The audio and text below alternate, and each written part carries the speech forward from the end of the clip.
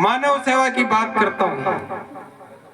हमारे शास्त्रों में हम जहाँ भी देखते हैं नर सेवा नारायण सेवा, और इसी को मानता हूँ।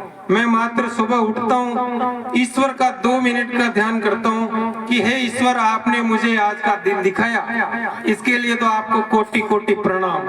और आज मेरे मन वचन कर्म से किसी भी प्राणी का बुरा नहीं होना चाहिए।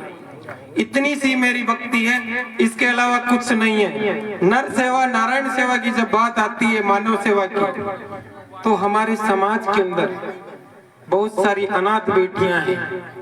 उन बेटियों का कन्यादान करके हम नर सेवा नारायण सेवा कमा सकते हैं।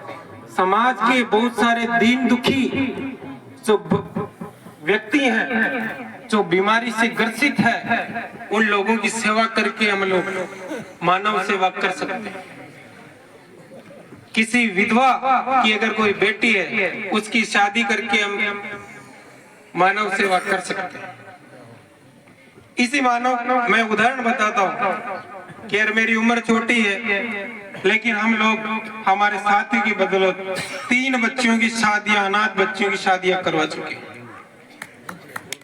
समाज का चाणसेन के अंदर एक व्यक्ति था जिसकी मौत हो गई खान के दबकर, उसके 28,400 कुछ रुपए की हम लोग मदद करवाए।